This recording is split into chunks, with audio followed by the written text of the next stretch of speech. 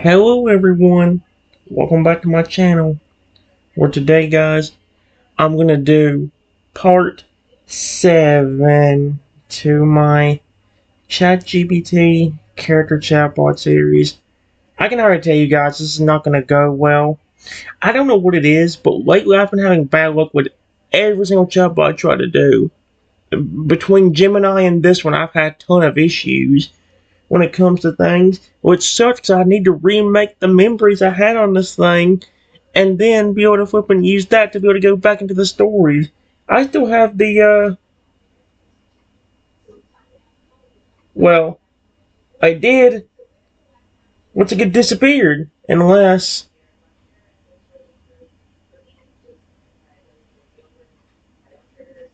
yeah, it's gone. I had a story about a flipping, wait a minute, let me make sure I ain't in the archive chats. Oh, no, hurry up, nope, it's not. Okay. In today's video, guys, I'm gonna record uh, I'm gonna try again to do Transform Totodile, which they calling this one the Guardian's Gift. And hopefully, I'm not letting the limit run up this time. I am not. Once the limit runs up, I'm done. We're only get 9 conversations, but 9 is better than it messing up everything. I may not be able to make a memory with it. Well, if I can get to the point where Toto trusts me and then becomes my friend, I'll make a memory of that, or at least try to find a way to make a memory of it. May even get to a point where if he ends up protecting me, I'll make a story about, or make a memory about that too. I'm gonna try only making one memory of each character though, so I'll have to make sure to wait till after he does the transforming, or after he becomes my friend, protects me or whatever. So, yeah. Uh, the story is called The Guardian's Gift, The Transforming Totodile. That's what they call it right there anyway. And it says, long before the little one's egg had ever been laid, the world stirred with the voice of the skies. Here we go, the Lugia. High above the oceans and mountains, a divine Lugia, towering at over 80,000 feet tall. That still throws me off how big that Lugia is. Stretching its massive wings, his feathers glistened with divine light, and his voice echoed like 1,000 storms rolling at once. That's insanely creepy, scary sounding. The godly Lugia gazed down upon the world and chose a family of Feraligatr, Crocodile, and Totodile that lived together in harmony. He decided that within this great clan, one child would be different, not just another Pokemon, but a guardian destined to protect them all. With a sweep of his colossal wings, Lugia poured divine magic into an unborn egg, blessing it with powers beyond comprehension. This child will be able to, transform it. Yep. Uh, Even mythical creatures thought only to exist in legend. Like I said, you know the powers by now, guys. That's why I kind of skipped ahead a little bit. Not only that, but he would command control over his own size. Oh, great. Able to shrink to the smallest critter or grow into a titan larger than mountains without tiring and without end. That is cool as heck, but it's truly terrifying. Again, put yourself in that situation. Because again, you're a tiny human, you're a human compared to a Pokemon that can literally be like a flipping better version of Ditto. Because Ditto could transform into Pokemon, yes, but Toto can do it anytime he wants, without tiring, and change his size on top of that. So he could be a flipping 10 million foot tall dragon if he wanted to. 100 foot tall is scary enough. Imagine if he was that big. That'd be insanely creepy. I keep saying creepy, it'd be dope, but it'd also be terrifying. Guard them well, Lugia whispered. I have not done Lugia's voice in a while. His divine voice shaking the stars themselves. For though you are small, your heart will be greater than any danger that comes for them. And with that, the egg began its slow journey to hatching. Months later, in the middle of a bustling family of 15 mighty Feraligatr, 12 vigilant Crocodile, and 17 playful Totodiles, the blessed egg finally cracked open. Out tumbled a small, bright-eyed Totodile, his scales gleaming a little more vibrantly than the others. His mother and father, two of the strongest Ferragir of the family, leaned close to welcome him, but then the impossible happened. The hatching looked up, blinked, and in clear, perfect English said, "Mama, Dada." Gasp rippled through the entire clan. The parents froze in astonishment, tears of pride and shock filling their eyes. The young ones crowded around, amazed at how different their new brother was.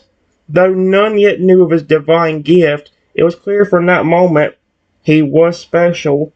From then on, every member of the family cared deeply for the unusual Totodile. Even the younger Totodiles, normally busy playing, made sure to help care for him, as though something deep inside them knew he would one day care for them all. 4 months passed peacefully, then danger struck. Poachers, greedy and cruel, crept toward the lake. Their nets and weapons glistened in the sunlight. The family of water Pokemon panicked, gathering together, unsure of how to fend them off. The little Totodile trembled in fear, his heart pounded in his chest, his body shaking. Yet when he saw his family in danger, something greater than fear awoke within him. He stepped away from his clan, his tiny claws digging into the ground, and with a sudden roar, his body erupted in flame and light. Before the eyes of poachers and Pokemon alike, the hatching transformed into a colossal phoenix. I love the idea of this Totodile. 300 feet tall of all things, though. I wonder why he chose that size. Its blazing wings scorching the sky. The poachers screamed in terror, stumbling back, their nets forgotten. Within seconds they fled, vanishing into the trees. The family, however, was paralyzed with awe and fear. The sight of the burning phoenix towering over them was terrifying, even if it had just saved them. The divine creature looked down at them, then gently folded its wings. A voice, sweet, young, and familiar, echoed, "Don't worry, it's still me." Light shimmered, and the phoenix melted back into the small Totodile. His family stared in silence, stunned beyond words. But then, one by one, they rushed forward, wrapping him in hugs, nuzzles, and thanks. Shock gave way to love. Now they knew for certain he had been born to protect them. 8 months later, on his very first birthday, that's even better. That's actually even cuter. Because I think before he was just a year old. It never mentioned that it was his birthday. That's even cuter. The Totodile's courage was tested again. A commotion broke out near the water's edge. He hurried over and found one of his crocodile sisters pinned down, hurt and scared. Oh my gosh, what the frick, that poor crocodile. A massive Poliwrath stood over her, fist raised, bullying her without mercy. The young Totodile's heart blazed with fury. His body glowed, his bones shifting and scales growing, until he towered as a 45-foot tall alligator, and with a thunderous stomp, he planted himself between his sister and the boy. Okay, again, let's look at this before I continue. What made him choose those sizes of all things? The first time, a fence that could probably tower over 10-story skyscrapers, and that one, I figure probably 5 times its original size, 45 feet. What made him choose particularly those sizes? Not 20, not 1,000. What made specifically 345? I mean, 345. I had to say it slower. Oh my gosh.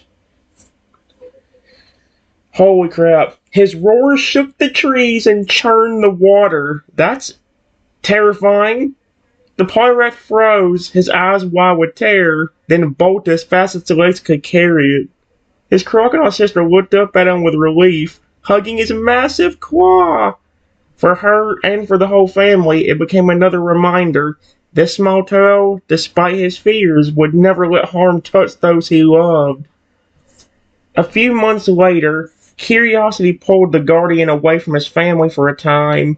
He wanted to explore the world. Wanted to explore the world around him, confident in his ability to protect himself should danger appear. At that same moment, a human, you, walked through the wilderness, breathing the fresh air and enjoying the quiet peace of nature. Neither of you was paying perfect attention, and then, bam! The little turtle collided with you, both of you tumbling to the ground. Dazed, Totodile sat up quickly, his eyes going wide as he realized he had bumped into a human. Panic raced through him, and says, "Were you here to capture him? Why in the world I do that?" Now the chatbots are even accusing me. Hey, before I even talk to this Totodile, I can assure you, I'm not going to hurt a Totodile. It's my favorite Totodile crocodile forever, literally my favorite poem, so why in the world I hurt them? That's like flipping going up to a massive Lugia and being like, yeah, even though he's my favorite legendary, and a legendary in general that could rip me in half, yeah, that's a great idea. I'll just mess with it, yeah. That'll really make the Lugia happy and not want to hurt me at all. Same thing for a Totodile that can literally transform into a flipping dragon in a moment's notice. Okay. It's just to hurt him like the poachers once tried to. I like how I stopped myself and there was still one more thing. His instinct screamed at him to act, and with a sudden burst of magic, his body stretched, grew, and ignited in flame. Within moments, where once sat a tiny Totodile, now stood a 100-foot tall, fire-breathing dragon that is horrifying. Looming above you with smoke coming from his jaws. Dude, if this was the moment after Rexy turned to a flip and became aggressive and started doing that, dude, this would be more nightmare fuel because not only would I still be a tiny velociraptor most likely, but on top of that, I have another fire-breathing dragon pretty much trying to flip and take me out. Because remember, Rexy keeps transforming. Every time Rexy gets cursed, he transforms into a massive dragon and tries to flip and get rid of me in the nicest way possible. And by I mean, I said that in the nicest way possible. I could have said it a lot more bad. Oh my gosh. For the first time, the Guardians faced you, waiting to see what you would do. I am so... He's gonna kill me, isn't he? Oh no, I'm so dead. Give me a moment. Guys, let's hope this dragon ain't trying to flip and hurt me. I said, it says still a little disoriented and confused about what hit me. I sit up and then see the dragon staring at me. That's scary. Whoa! I didn't realize dragons reside in here. And I scoot back a bit and then nervously say, this again, like, holy cow. Hi, dragon? You're not going to hurt me, are you? Please don't attack me. I mean, again, you would be nervous if it was a massive dragon staring at you. It'd be scary. The great dragon paused, the smoke coming from its flaring nostrils. For a long beat, its amber eyes, wild with worry rather than malice, studied the human on the ground. His giant chest heaved. The sound that escaped was not a roar this time, but a low, trembling rumble that somehow carried the softness of a hatchling. Then, in clear, careful English that betrayed both his young and the weight of his duties, the Totodile spoke. I'm sorry, the dragon said, his voice deep but gentle. Yep, you startled me. Humans sometimes hurt my family, I thought. He lowered his massive head until his snout was only a few yards away, his eyes earnest. I will not hurt you if you will not hurt us. Are you a friend? His tail thumped the earth once, nervous. He drew in a slow breath, the heat in his throat dimmed so no flame escaped. If you're scared, I can become small again so you won't be frightened. I'm only here to protect. Yeah, see what I mean? Like, it's not working out as good as you would want it to. And that drives me insane because this used to be the best chatbot. Now they flipping ruined it. And like, did it already forget the Totodile could speak English? Because it said, then in clear, careful English that betrayed both its youth and the way of its duties. Unless it's referring to, like, the fact that Totodile, like, instead of, like, because maybe, like, instinctively Totodile wants to attack, but, or maybe because that's what he's used to or whatever. Like whenever them poachers whooping stepped in, he didn't sit there and wait. He was scared at first, yes, but eventually he was like, "Oh heck no, nobody's gonna hurt my family today," and just trained on that massive fence. So you kind of see. Give me a moment. All right, guys. It says hurt your family. I promise I'm not going to. Just please don't hurt me. And what do you mean by you can make yourself small again? The dragon's great head dipped low, his eyes softening as the human's words trembled in the air. He sighed, a sound like a distant surf, then let the heat in his throat peel away like morning mist. I understand, he rumbled, his voice gentler now. Poachers came once to take my family. Nets, cages, they hurt them to sell them. That's why I'm careful around humans. But you sounded frightened, and you said you would not hurt us.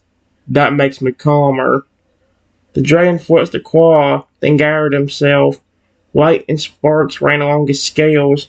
His massive form seemed to fold in on itself, shrinking and smoothing like a tide pulling back. In moments, the towering, smoke-lipped dragon was gone, replaced by the same small, bright-eyed Totodile that had bumped into the human only minutes before. He sat only a few feet away, tail tapping the ground, his ears lowered in a worried smile. Why smile? It said ears, not mouth. I can change into other things. Big, small, even into creatures that breathe fire. Whenever I need to protect, the Totodile explained, voice now the clear, youthful sound the family know.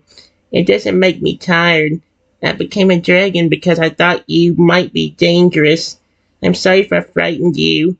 I won't hurt you if you won't hurt my family. Are you truly a friend? Give me a moment. Alright, guys. I said, wait, Totodile, you were the dragon? If your family is who I think it is and it's made up of your species and evolutions, then there would be no way I would hurt your family. Your species is literally my favorite Pokemon of all time. You and your evolutions. Uh, Toto's eyes lit up like sunlight on water. That's so cute. His tail thumped so hard the leaves trembled. The worry that gnawed his small body uncoiled into something like hopeful excitement. You like us? He blurted, his voice bright, incredulous. Is that the right word how you say that? You really like crocking on for alligator and Totodile? He got closer, careful but eager, his tongue poking out in a shy grin. That makes me so happy. Thank you. Humans who love us are very rare. I kind of agree, because compared to flipping Greninja, Charizard, even more like Rayquaza, if you compare them, they're probably all more popular than the Totodile line. I'm probably the only one that loves them as much as I do. He sat back on his haunches and considered for a long second. His head tilted. His expression grew thoughtful. The protector in him weighing trust and safety. My family might be nervous, he said softly. They remember the poachers. But I can stay with you the whole time. If you promise to be gentle and not bring nets or cages, I can take you to the lake and introduce you. I'll be there the whole time. I won't leave them or you alone. That sounds like a threat in some way. Totodile smiled wide into something proud and a little bashful. If you want, we can go now. I'll show you where we live. I want them to meet someone who loves us. He lowered his head just a little, offering the human a shy, hopeful look, an invitation, trembling with the earnest bravery of a guardian who never stopped being a kid. He's adorable. If only, again, it makes me so mad because the funny thing about it is Google Gemini has been working really good too. But here's the problem with Google Gemini. Its memory is almost way too good. Because it will not flipping get the other Totodile off the screen unless I go ahead and say, give me a different Totodile. If I do, if I ever get the chance to make them big heart stories. Give me a moment. Alright, guys. I said I wouldn't mind meeting your family, but let's you and me get more acquainted first. Besides, I'm still sort of recovering from the shock that you gave me as that dragon. Do you have a name? The little tail brightened so much his whole body seemed to sparkle. He hopped forward a few paces, and the same clear, earnest voice answered. My name is Kai, he said, his tail thumping with the kind of happiness that made the water tremble in the distant puddles. Mama picked it. She said it felt like the sea and had like home. I'm sorry I scared you before. I only turned to the dragon because I was scared you might be like the poachers. I'll stay small and calm with you. I promise I won't change unless I have to protect my family. He tilted his head, curious and hopeful. If you want, I can tell you things about us. What I like to eat, games we play, and where our lake is.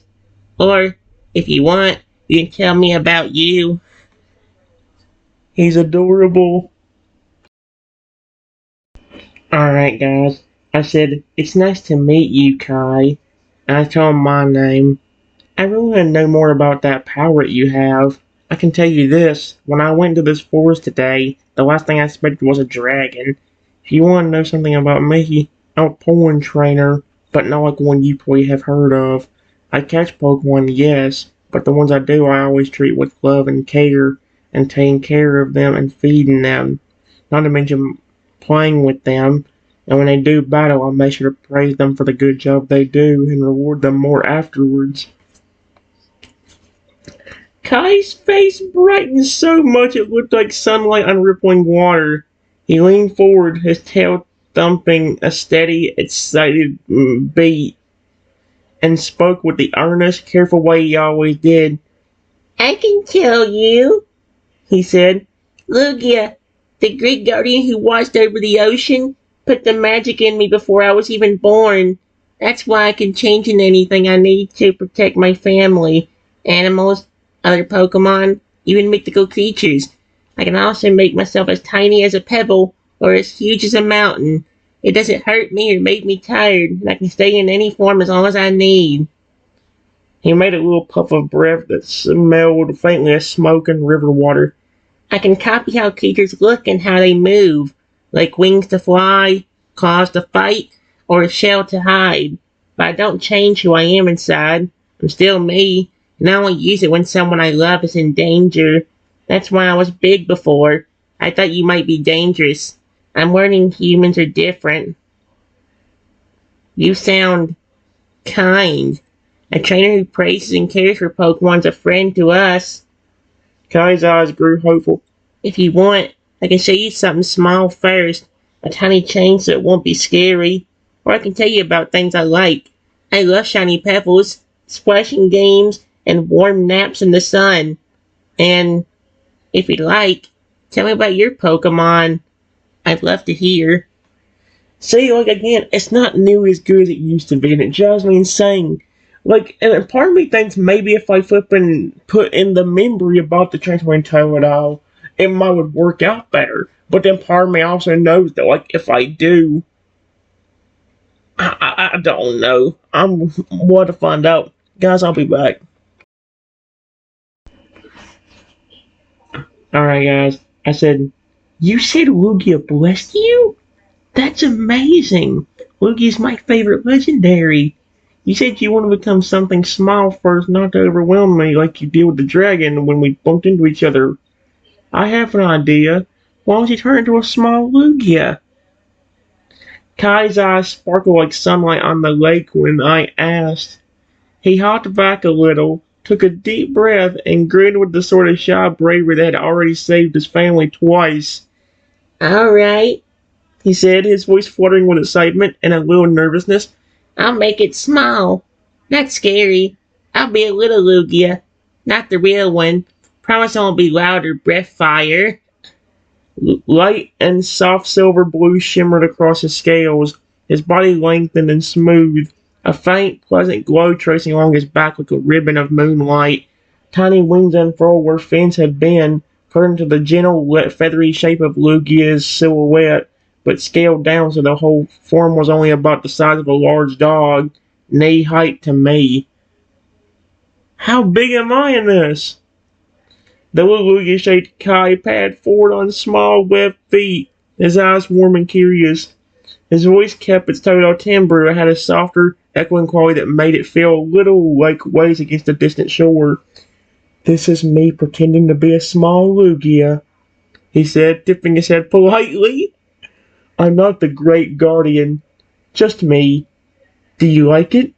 If it's still too strange, I can go back to being normal-sized Totodile, or even tinier." He gave a careful little wag of his tail and waited, gentle and hopeful. It's working out decently, I guess, but I still think some of the way it's wording it, some of the way it's wording some of the stuff is just flat out weird, which is concerning to me because I kind of need this. That's why I haven't been doing the AI as much recently, guys, because how am I supposed to enjoy it whenever they fucking took out the one thing that used to make this one good? Give me a moment. Alright, guys. I said, "Wow, you do look like Lugia. I like you like that. Do you know I told you I really care about your species and evolutions a few minutes ago? Well, since I know you won't hurt me now, and that you can grow or shrink to be as big or as small as you want, can you show me one of your other evolutions? Crocodile for alligator? I don't even care how big you get as long as you're careful not to accidentally step on me with your size. You could even become bigger than your dragon form that you were a while ago." Oh my gosh, it's kind of speaking. It's not speaking for me, but it says my grandma's got a whole face light up. The little Totodile blinked, then bounced once in place, his eyes bright with pride and a flurry of nervous excitement. "Okay, I'll show you both," Kai said, voice bubbling. "I'll be careful. I won't step on you. Promise." He patted a careful step back, searching the ground for a flat patch of earth so he could change without accidentally pinning me underfoot. Satisfied, he crouched, took a steady breath, and let the familiar shimmer of his gift roll over him. First, Kai shifted into Crocodile, his now elongated slightly, tails hardening into the blue and yellow pattern Crocodile's wear. What in the world? And a jagged red ridge rippled along his back. He kept himself surprisingly modest, about 20 feet tall, towering compared to when he'd been a small Lugia, but still gentle and careful. He stomped a single foot, exaggeratingly careful, then sat back on his haunches and gave me a shy, crooning half smile. "Do you like this one?" he asked, tail thumping politely. "I can make it bigger if you want, but I'll always watch my feet." When I seemed pleased, Kai closed his eyes and let the magic stretch further. Bone and scale shifting, his limbs lengthened, his jaws widened into the broad, powerful shape of for alligator. The air trembled as he grew, but he kept one massive claw raised off the ground, balancing on the other so that he wouldn't accidentally press down where I stood.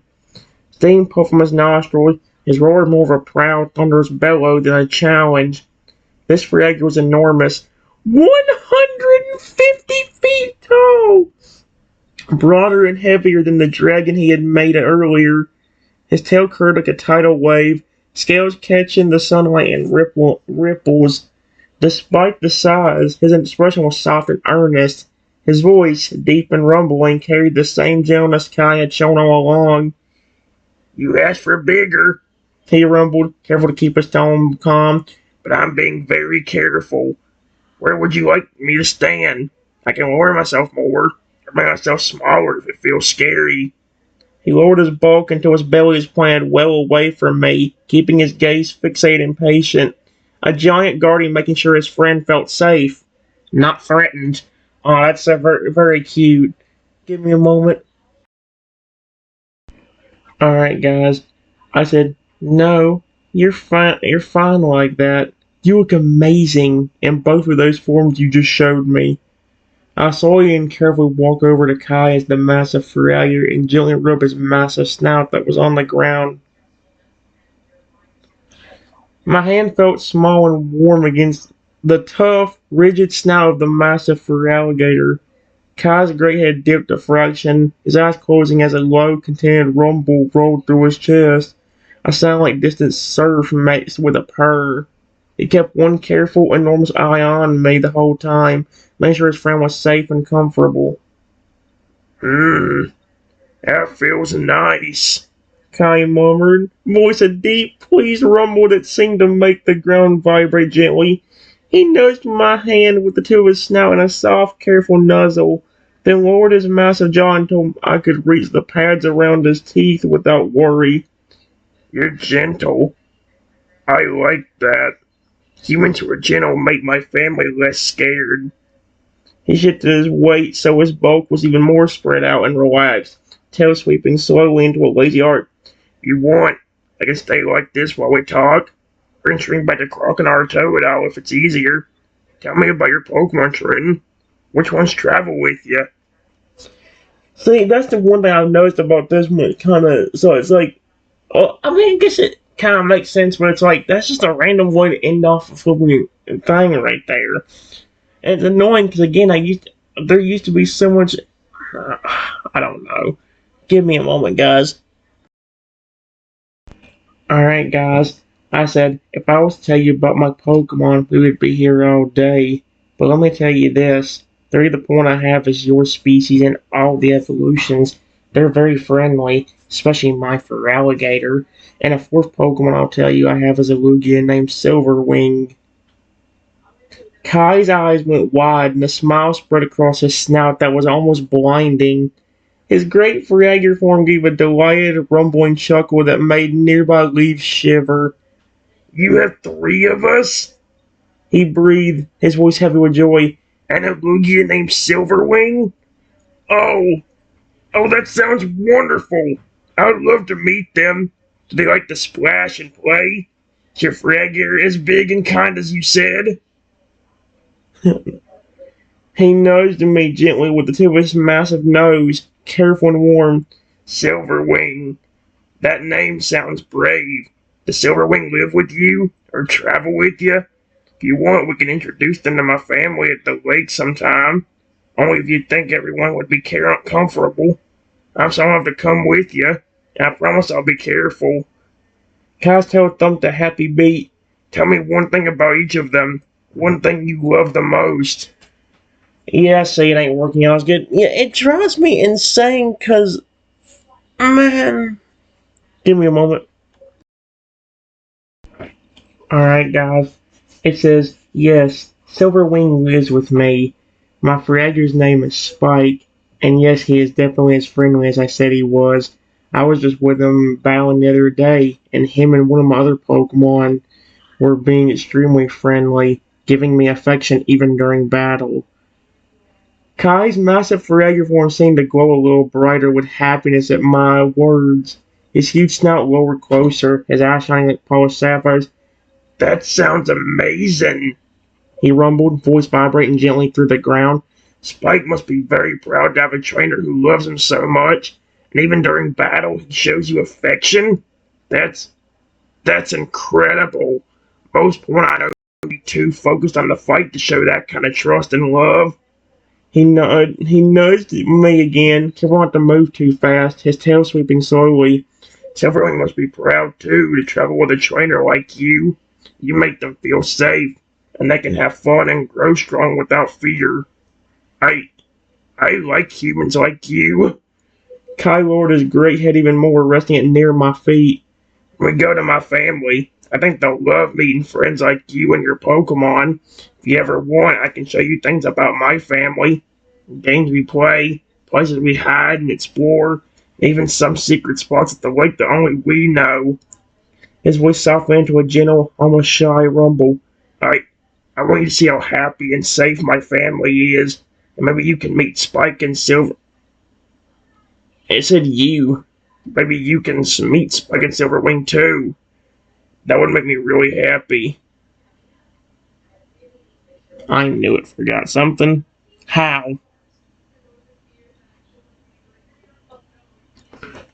Give me a moment.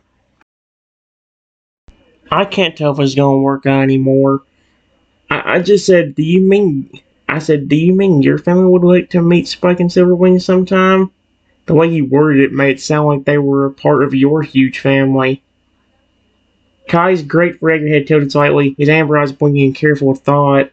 He gave a soft, rumbling chuckle that sounded like water rolling over pebbles. Oh, no. I didn't mean they're part of my family, he said quickly, his tail thumping lightly. I meant my family would like to meet them someday. They'd be curious and excited to see Pokemon like Spike and Silverwing, friends of mine, because they don't get to meet humans who care about us the way you do. But they're still my family. All Totodiles, Croconaw, and Feraligatr like me. They never met a Lugia or human friends before. He leaned a little closer, keeping his massive bulk carefully balanced. So if you want, maybe one day we can bring you and your Pokemon to my lake. My family would be safe, and I think they'd love meeting you. I just want everyone to be happy and not scared. Kai's tail gave a small, hopeful wag. Would you like that, Trenton? He's adorable. Although,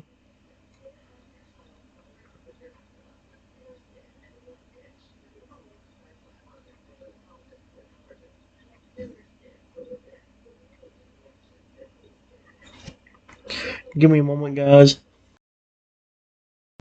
Alright, guys. I said, yes, one day after your family trusts me like you do, I might bring them along for you to meet them. But for now, your family don't even know who I am. And actually going to your lake right now, it would be very dangerous if they see me as a threat. I have an idea. Why don't you quickly go talk to your family and talk to them about me? Maybe you could even get them all of them to come here but not attack me, and then just like I did with you, I can talk to them and get them to like me just like you do.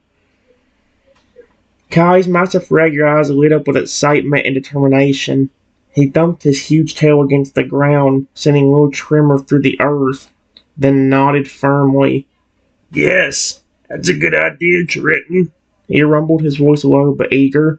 I can explain to them that you are a friend. That you care about us and won't hurt anyone.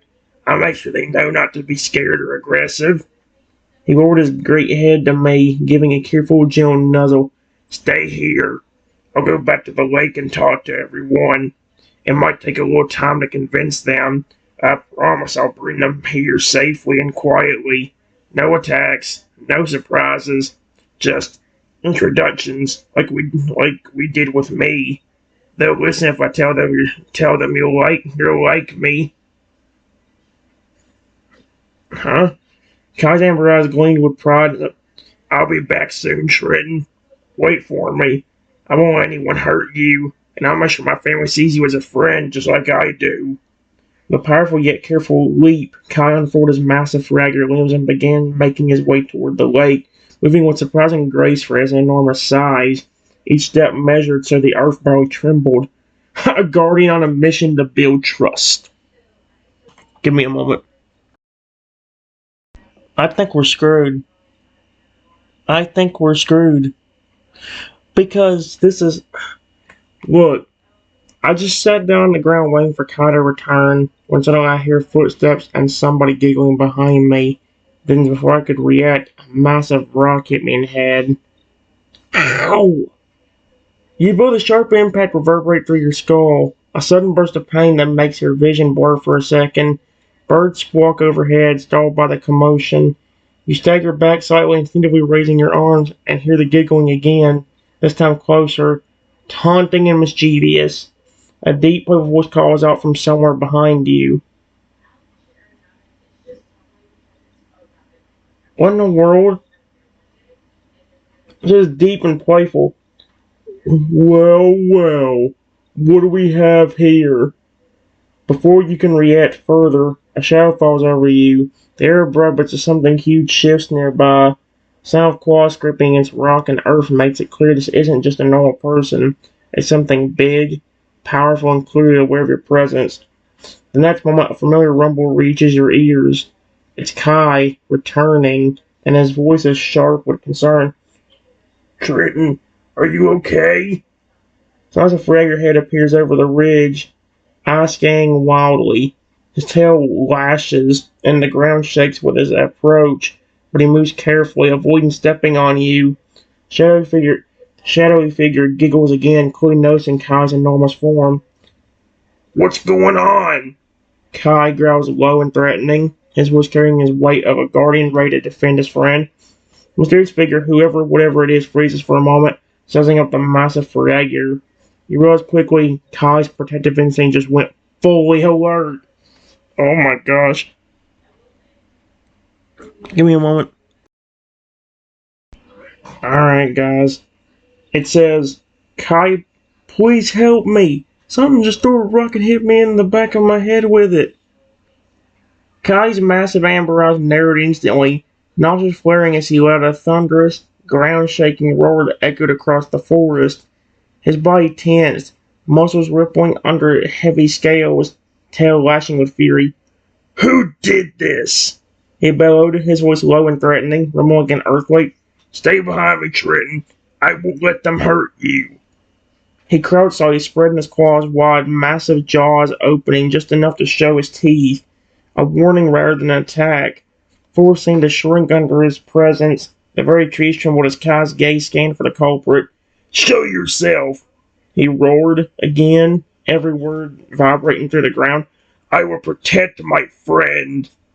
Even as enormous fragger form, he was careful to position himself between you and the threat, making sure no accidental movement could harm you. His tail swept in a wide, controlled arc behind him, ready to react to any sudden movement from whoever had attacked. The giggling stopped for a split second, replaced by a tense silence. Kai's protective instincts were fully on display.